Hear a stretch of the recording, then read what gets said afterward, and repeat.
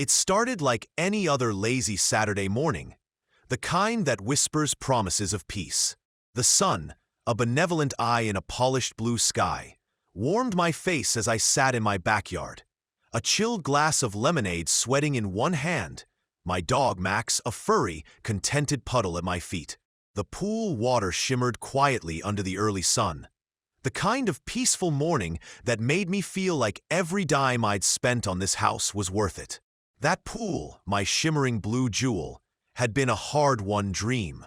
Years of saving, relentless budgeting, and countless small sacrifices had finally birthed it.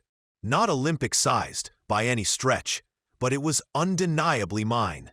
A small patch of cerulean paradise, tucked away behind my modest home on the fringe of a quiet suburban block where privacy was an unspoken, cherished currency. Or so I thought. I'd barely savored my second sip when the first splash shattered the morning's tranquility. Loud, invasive, utterly wrong. My head snapped up. I turned, puzzled, then froze. 3 kids were in my pool, not beside it, not walking past it, inside, cannonballing like it was some neighborhood water park. They had set their towels on my lawn furniture.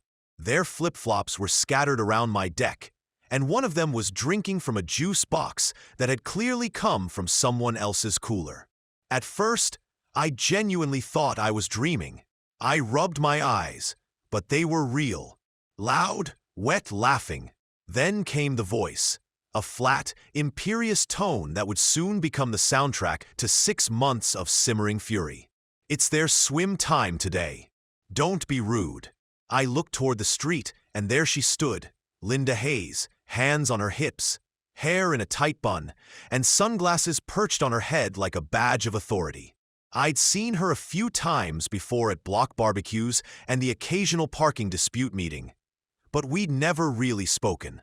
She lived down the road in the bigger corner house, the one with the oversized neighborhood watch sign planted right next to her mailbox. I walked toward the pool's edge, still in shock. "Excuse me," I said, waving for the kids to get out. One looked at me and shrugged. My mom said it's okay. That was the moment I knew something was deeply, fundamentally wrong. I turned back to Linda. "This is my pool, on my private property." She didn't even flinch. "It's a shared amenity now. It's part of the community access plan. You're the only house with a pool. So, we voted that it's open to all families in the zone." I laughed, not politely. The full, incredulous kind.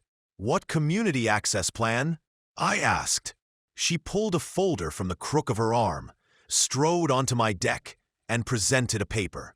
Printed in Comic Sans, the universal font of dubious authority, it proclaimed, "Neighborhood Council Amenity Schedule Week 1. It had names and swim times and notes about courtesy towel pickup, and no loud music after 6 p.m. My name was at the top next to owner-host Week A. I blinked, rereading it like it would make more sense the second time. "There's no HOA here," I said, finally regaining composure. "We're not under any homeowners association, and even if we were, I didn't sign any agreement." A predatory glint twinkled in her eyes. She'd clearly rehearsed this. "We're a voluntary HOA. We don't need pesky city registration to organize. It's a community effort, dear, and according to our charter, privately owned amenities can be designated for community use with majority consent." I could almost hear the gears grinding in my head. Charter? Consent? She was talking about my private pool like it was a public restroom. I stepped back inside and grabbed my property deed and boundary map. Brought them out like I was in court. "This is private land, fully fenced, paid for by me. No one gets to use this unless I say so." She smirked. "You're being selfish. It's not like we're asking for every day. Just a few slots here and there. You don't even use it that often." That was it. That one breathtakingly arrogant line. The sheer audacity. The assumption that because I hadn't hosted a pool party every single weekend, she had the sovereign right to commandeer my property like a public timeshare. I told the kids to get out. One obeyed. The others dragged their feet until I threatened to call the police. Linda didn't budge, though. She stood on the sidewalk like a general observing a minor skirmish. "This won't look good on the block newsletter," she warned. "We promote unity." I didn't say a word, just walked back inside, locked the door, and sat in the kitchen trying to decide if I had just entered a prank reality show. But it got worse, much worse. That evening, a notice was slipped under my door. It was printed on thick cardstock made to look official. Friendly reminder: as per the neighborhood council schedule, tomorrow's swim slot belongs to the Morales family. Please ensure pool access by 10 a.m. I crumpled it and tossed it in the trash, but I barely slept that night. My thoughts were racing. How did she think this was okay? How many others believed her? I looked out my window at the pool, its surface still under the moonlight. That's when I realized something important. She didn't think she needed my permission. She believed that because no one had dared to stop her yet, she was entitled. That kind of belligerent mindset doesn't yield to logic. It digs in its heels, convinced of its own righteousness. And I, apparently, had just become her mountain to move. The next morning, I installed a lock on my gate and posted a sign that read, "Private property, no trespassing." By noon, a kid was shaking the gate, and Linda was once again on the sidewalk.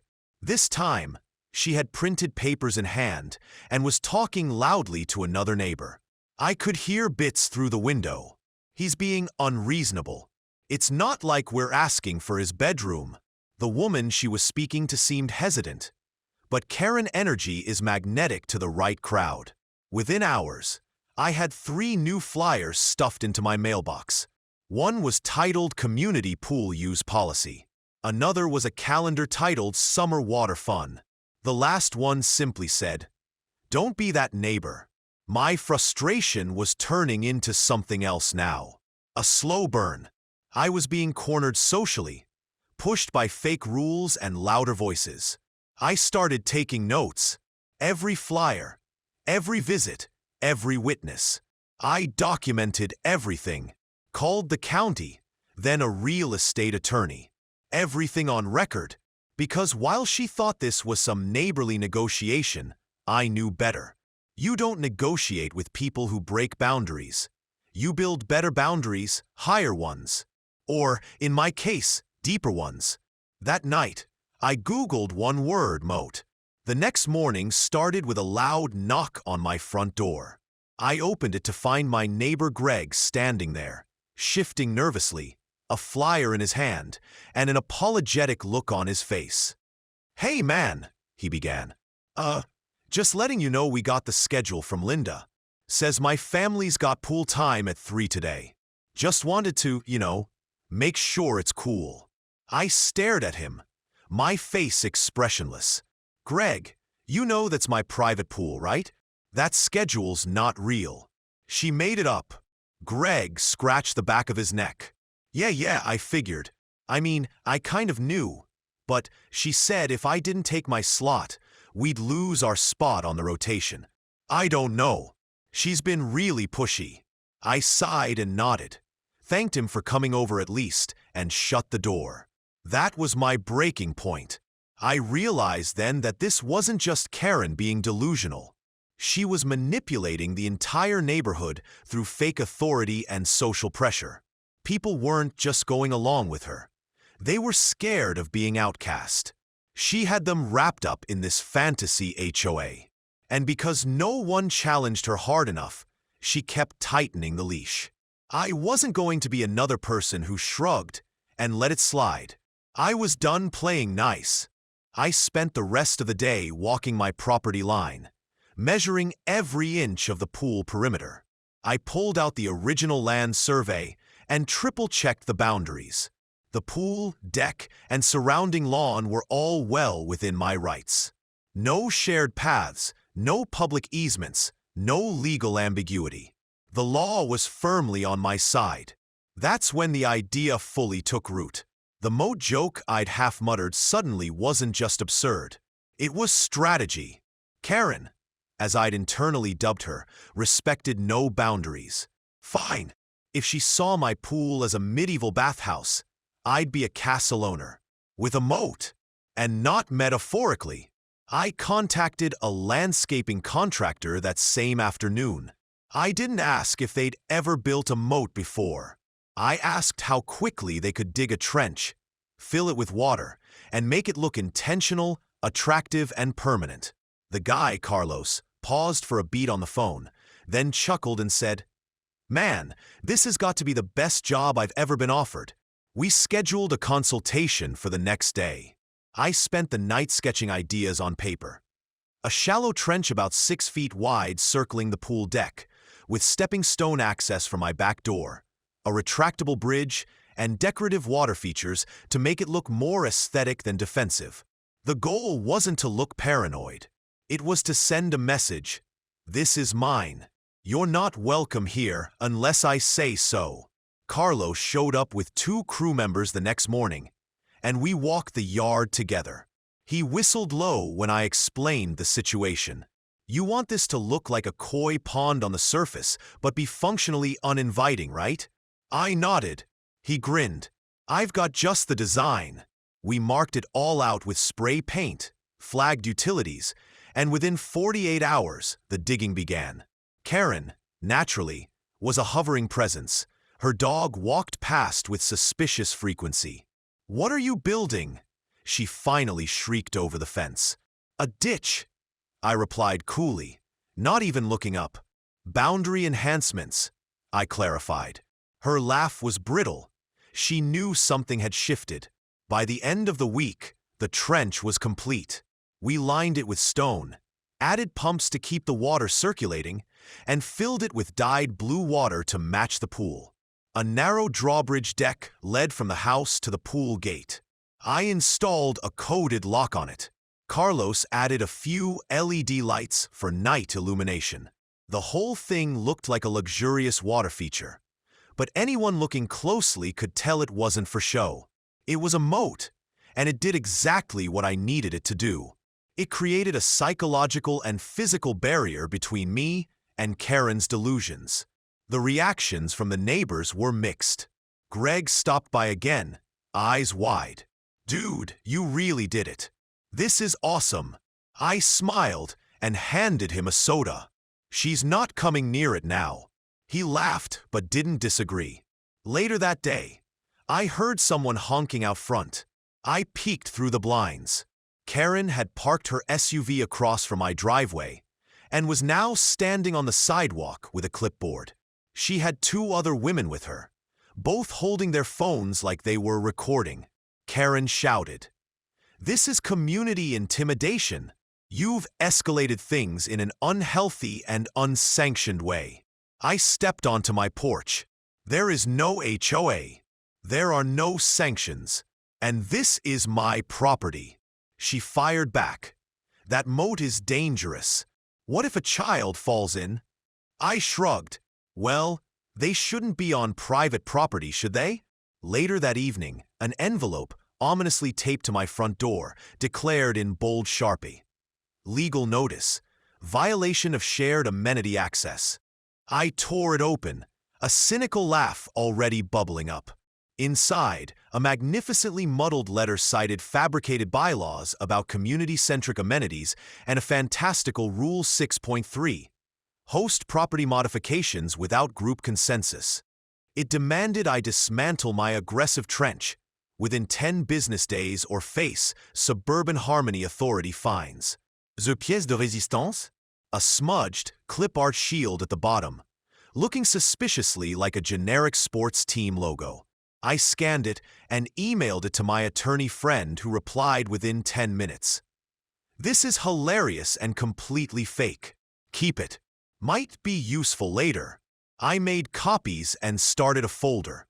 Every note, every flyer, every message Karen sent, I documented them all. Not because I was scared, but because I knew this was no longer a simple dispute. It was turning into a legal and social campaign.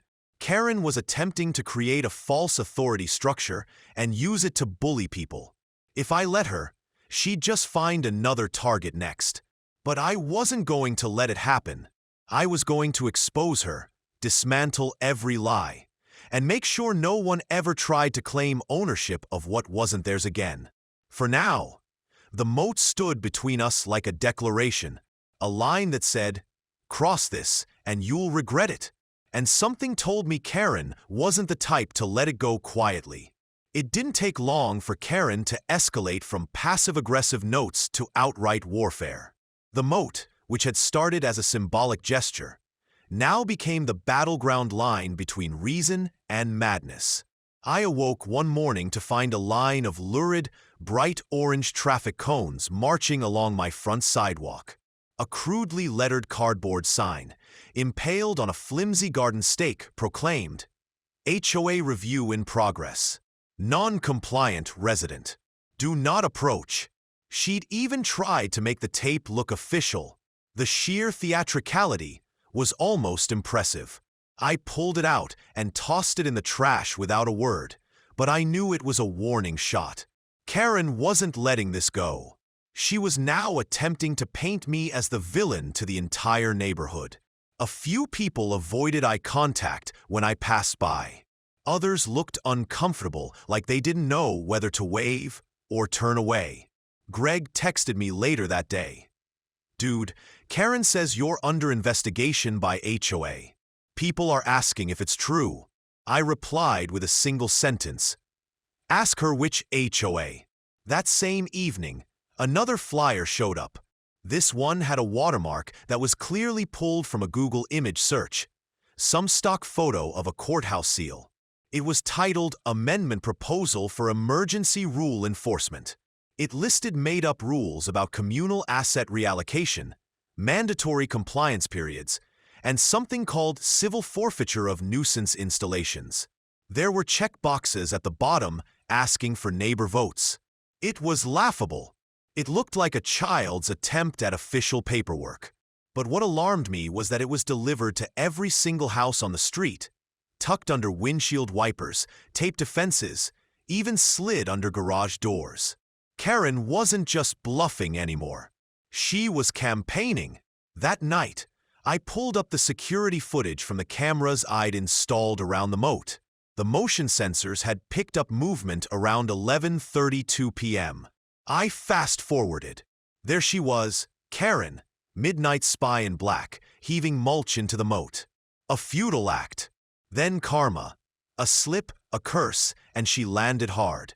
My unrestrained laughter probably violated her imaginary noise ordinances. But that laughter faded as I realized just how far she was willing to go. This wasn't a petty feud anymore. She was actively trespassing, vandalizing, and targeting me because I had the nerve to say no. The next morning, I took the footage straight to the sheriff's office. Officer Raines, a tall man with a southern drawl and the patience of a monk, watched the clip without saying a word. When it ended, he leaned back in his chair and said, "She really dressed like a burglar to throw mulch in a trench." I nodded. He shook his head. "You want to press charges?" I told him, "Not yet. I wanted it on record, but I didn't want to start a full legal war unless it escalated further." He promised to file an official incident report and said he'd swing by Karen's place to have a word. I thanked him and drove home feeling a strange mix of satisfaction and unease. I knew that confronting Karen would only make her more determined. Sure enough, the retaliation came fast. Over the next few days, the moat was targeted repeatedly. Someone dumped a bag of sand in it. Another night, I found empty soda cans floating in the water. Once, someone had tossed a rusted bicycle into it like they were. Later that morning, I received a message on my doorbell cam. A real estate agent had stopped by and left her card. When I called her back, she explained that she'd been hired by Karen to do a property evaluation, specifically mentioning neighborhood improvements and shared community access rights. I nearly laughed. Karen was trying to inflate her home's value using access to my private pool. I calmly explained that there was no such access, that her claims were fraudulent, and that any attempt to list the property with that false amenity would result in a legal complaint. The realtor went quiet, apologized, and promised to clarify things. Just as I hung up, I received a text from Greg. "Bro, check the Nextdoor app. She's melting down." I opened it and found an entire post thread written by Karen titled "The Tyrant Among Us." She accused me of turning the block into a militarized zone, claimed I'd weaponized landscaping, and warned neighbors that I was watching everyone with military-grade cameras. One of her comments even said, "His ex-CIA or something." I swear I saw him measuring things with a laser pointer. I hadn't laughed that hard in weeks. But as funny as her posts were, they were also dangerous. She was spreading lies to anyone who would listen, trying to paint me as some kind of paranoid threat. It was character assassination, plain and simple. I posted a polite but firm response with evidence. Screenshots of the fake HOA documents, footage of her trespassing, and even a photo of her standing by the moat with a garbage bag. Within hours, the tide shifted. Dozens of neighbors commented in support of me. Some shared their own stories of Karen harassing them, including one woman who said Karen had tried to fine her for unauthorized lawn decor.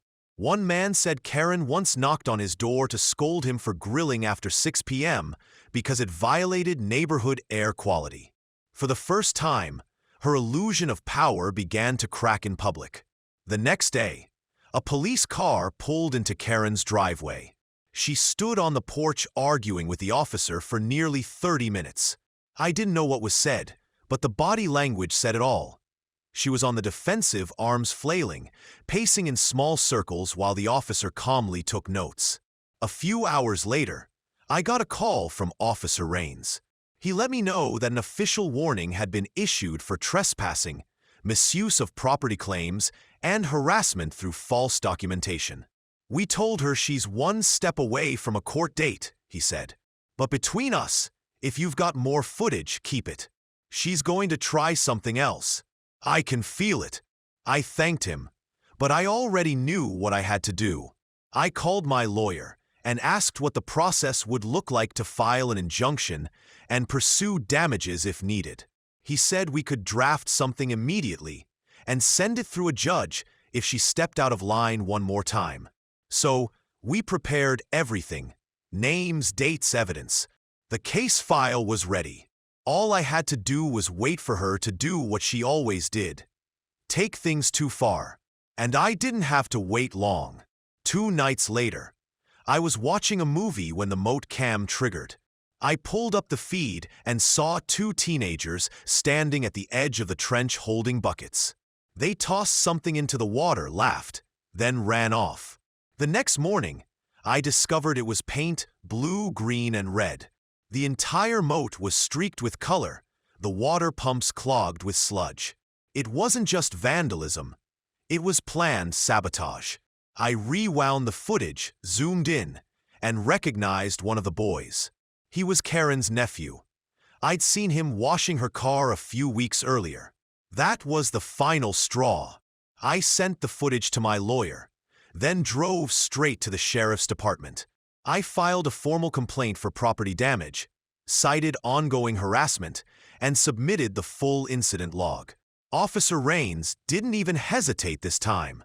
"We're going to her house today," he said, "and we'll be taking the kid in for questioning."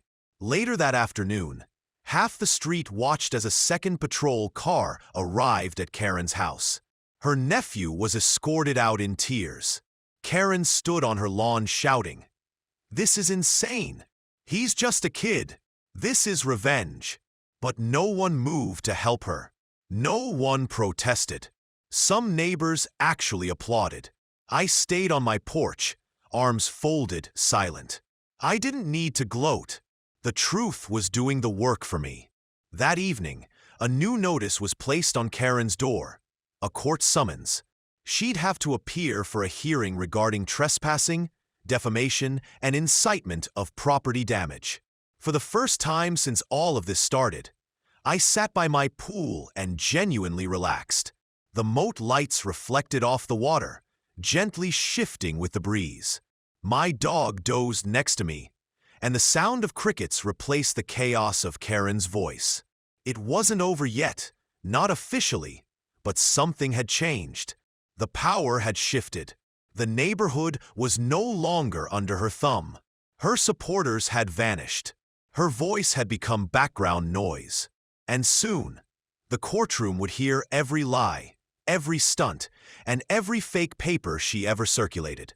And when it did, there'd be no HOA title to hide behind. Just Karen, exposed, alone, and finally silent. The courthouse lobby was colder than I expected, not in temperature, but in atmosphere. The moment I walked in, I could feel the tension wrapped around the building like a thick fog. I wasn't nervous. I had everything I needed, from video evidence to legal documents, all neatly compiled in a black folder tucked under my arm.